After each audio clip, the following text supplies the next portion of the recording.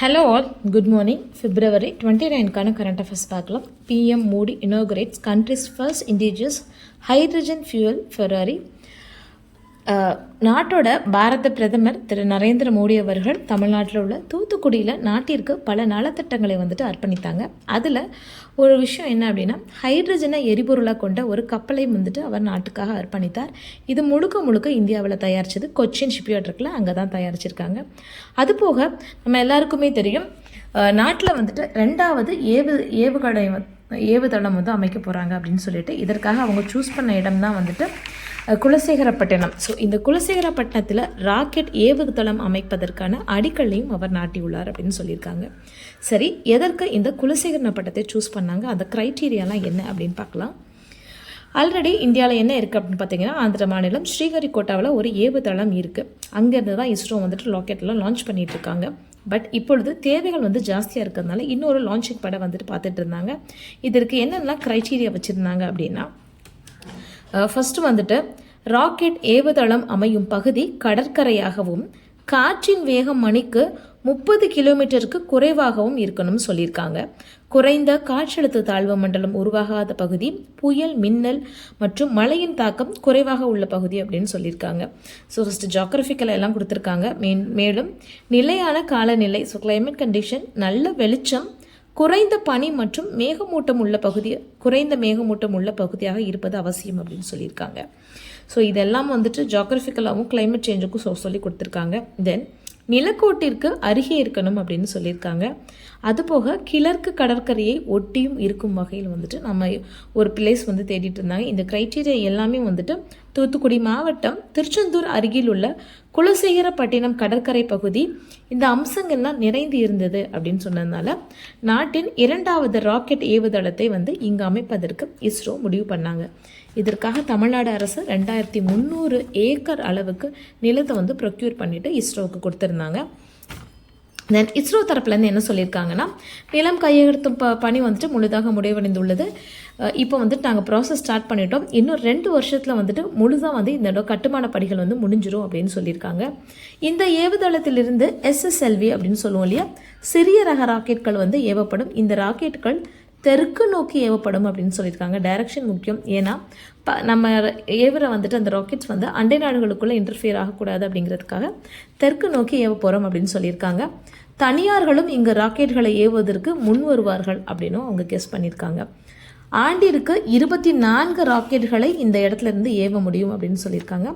Rocket தயாரிக்கிறது மட்டும் இல்லாமல் பாகங்களை ஒருங்கிணைத்தல், ஏவுதல், ரேடர் கண்காணிப்பு, பாதுகாப்பு போன்ற அம்சங்கள் இந்த குலசேகரப்பட்டினத்தில் இன்னும் நாங்கள் இதை டெவலப் பண்ண போகிறோம் அப்படிங்கிற மாதிரி சொல்லியிருக்காங்க. தென் நேற்று இன்னொன்று என்ன பண்ணியிருக்காங்க அப்படின்னா, இந்த குலசேகரப்பட்டினத்தில் ராக்கெட் ஏவுதளம் அமைப்பு இருக்குல்ல, அந்த பகுதியில் ஒரு டெம்பரவரியாக ஒரு லான்ச்சிங் பேட் அமைச்சிருக்காங்க. இதிலிருந்து ரோகிணி சவுண்ட் ராக்கெட் RH-200 அப்படிங்கிற ஒரு சிறிய ரக ராக்கெட்டை விண்ணில் வெற்றிகரமாக ஏவப்பட்டது அப்படின்னு சொல்லியிருக்காங்க. இன்னும் ப்ராசஸே ஆரம்பிக்கல, அதுக்குள்ளே எப்படி லான்ச் பண்ணாங்க அப்படின்னா, இது ஒரு தற்காலிக லான்ச்சிங் பேட் அமைச்சு அதுலேருந்து ஏவியிருக்காங்க. பெயர் என்னென்னு கேட்டிங்கன்னா, ரோகிணி சவுண்ட் ராக்கெட் RH-200. தென் ஹிந்து இங்கிலீஷில் ஒரு ஆர்டிக்கல் கொடுத்துருக்காங்க. டெய்லி டேட்டா சம்மந்தமாக ஒரு டேட்டா பேஜ் அப்படின்னு சொல்லிட்டு ஒரு இது கொடுத்துருப்பாங்க. அதில் இன்றைக்கி என்ன கொடுத்துருக்காங்கன்னா, இந்தியாவில் அதிகமாக உயர் ரக கார்கள் ஜாஸ்தி ஆகுது. அதாவது 5% ஒவ்வொரு இயரும் உயர் ரக கார்கள் அதிகமாக இந்தியாவில் காணப்படுது அப்படின்னு சொல்லியிருக்காங்க. இதற்கு காரணம் என்னென்னா, அல்ட்ரா ஹை நெட்வொர்த் இண்டிவிஜுவல் அப்படிங்கிற கேட்டகரியில் உள்ள மக்களின் எண்ணிக்கை இந்தியாவில் ஒவ்வொரு ஆண்டும் அதிகரிச்சுட்டே வருது. கிட்டத்தட்ட 6% அதிகரிச்சுட்டு வருது.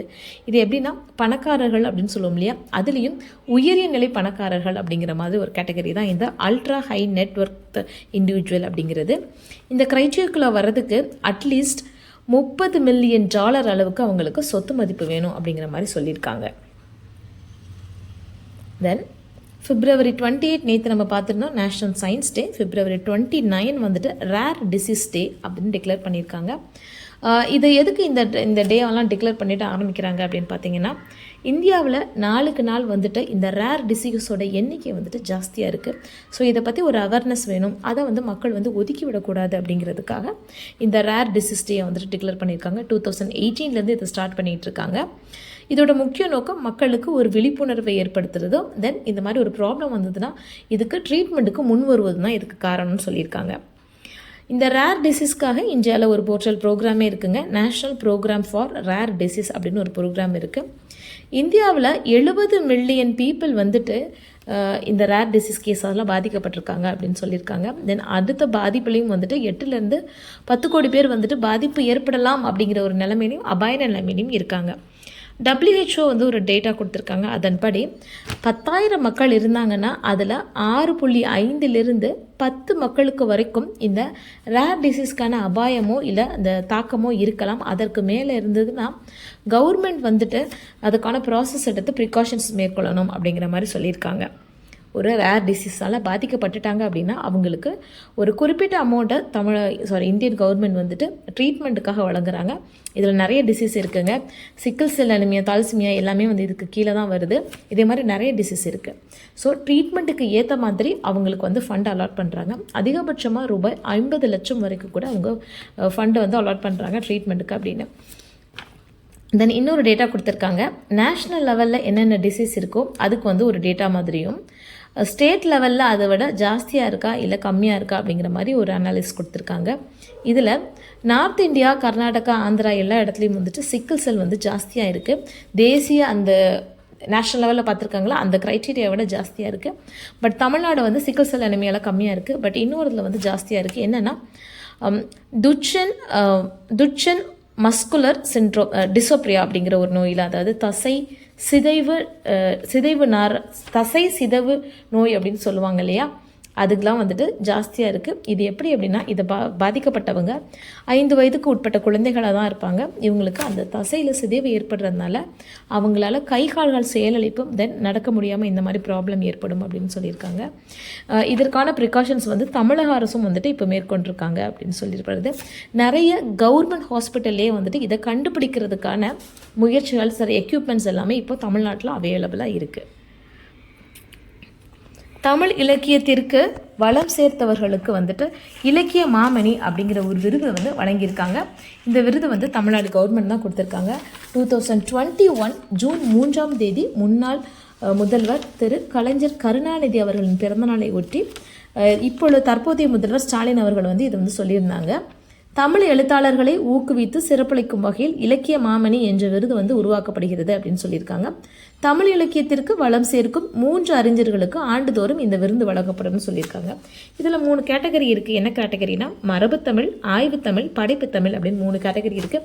பட் அப்பத்துலேருந்து வந்து அவார்டு வந்து டிஸ்ட்ரிபியூட் பண்ணல. இப்போ சேர்த்து இந்த 3 ஆண்டுகளுக்கும் சேர்த்து 9 எழுத்தாளர்களுக்கு இலக்கிய மாமணி விருது கொடுத்துருக்காங்க. 2023 ஆண்டிற்கான இலக்கிய மாமணி விருதுகள் யாருக்கெல்லாம் கிடைச்சிருக்கு அப்படின்னா மரபு தமிழுக்கு வந்துட்டு கடலூர் மாவட்டத்தை சேர்ந்த ஞா மாணிக்கவாசன் அவர்களுக்கும், ஆய்வு தமிழுக்கு திருநெல்வேலி மாவட்டத்தை சேர்ந்த சு சண்முக சுந்தரம் அவர்களுக்கும், தென் லாஸ்ட் படைப்பு தமிழுக்கு சிவகங்கை மாவட்டத்தைச் சேர்ந்த கவிஞர் இலக்கிய நடராஜன் என்ற நடராஜன் அவர்களுக்கும் வந்து இந்த இது கிடைச்சிருக்கு. இந்த விருது வாங்கினவங்களுக்கு என்னெல்லாம் கிடைக்கும் அப்படின்னா 5 லட்சத்திற்கான காசோலை, தென் 1 பவுர் தங்கப்பதக்கம், தென் தகுதியுரை, அதுக்கு போக பொன்னாடை வழங்கி கௌரிப்பாங்க அப்படின்னு சொல்லியிருக்காங்க. இது போக கரண்ட் அவர்ஸில் என்னெல்லாம் இருக்குது அப்படின்னு பார்த்துருந்தீங்கன்னா கிளைமேட் சேஞ்சை பற்றி கொடுத்துருக்காங்க. ஸோ வெயில் காலம் ஆரம்பிச்சிருச்சு, அதை பற்றி வந்து கொஞ்சம் கொடுத்துருக்காங்க.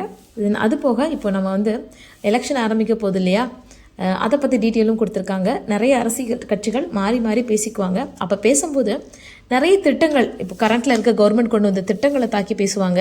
அப்போ அதில் சாதக பாதகங்கள் என்னெல்லாம் இருக்குது அப்படிங்கிற மாதிரி பேசுவாங்க. ஸோ அதையும் ஒரு தடவை பார்த்து வச்சுக்கோங்க. அந்த திட்டங்களையும் அந்த திட்டங்களில் உள்ள சாதக பாதகங்கள் என்ன இருக்குது அப்படிங்கிற மட்டும் பார்த்து வச்சுக்கோங்க. அரசியலுக்குள்ளெல்லாம் போய் பார்க்க வேணாம், இது மட்டும் பார்த்து வச்சுட்டா போதும். தேங்க்யூ.